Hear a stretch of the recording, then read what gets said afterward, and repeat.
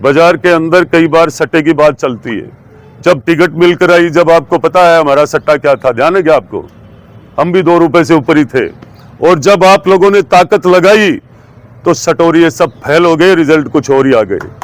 पर जो अभी ओमेंद्र जी भाई साहब ने कहा, पिछली बार राज कांग्रेस का था, विधायक कांग्रेस का था और शानदार लीड रही 52,000 की इस नवलगढ़ से।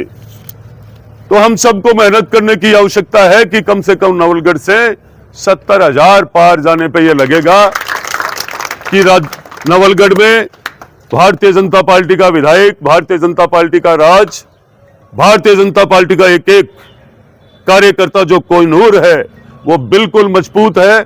उसकी वजह से सरकार बनी है राजस्थान में और आज आप सरकार का हिस्सा हो। आज ही यदि नवलगढ़ में 70,000 पार नहीं जाएंगे तो निश्चित रूप से हम सब की कमजोरी रहेगी। तो मात्र कल के भाषण में भी कहा था हमारे देश के लोकप्रिय प्रधानमंत्री जी ने कि अभी 2 कार्यकाल में तो टेरर ही थे, अब तो बाकी है सब कुछ। तो हमें ताकत लगा देनी चाहिए, हम सबको एकजुट रह करके ये काम करना चाहिए। सब में भावना है, नवलगढ़ के एक एक कार्यकर्ता के दिल में है कि लोकसभा क्षेत्र में हमारे लोकप्रिय प्रत्याशी शुभकर्ण जी चौधरी भारी मतों से जीत करके दिल्ली जाए और हमारे नवलगढ़ की, हमारे क्षेत्र की कड़ी दिल्ली तक जुड़े। ये भी कोई भी कार्यक्रम हो, मुझे आना है, ओमेंद्र जी भाई साहब को आना है, या सीताराम जी को आना है, गोदारा जी को आना है, लांबा जी को आना है, इनको सुनील जी को आना है, किसी को भी आप सूचना करो वहीं पहुंचेंगे।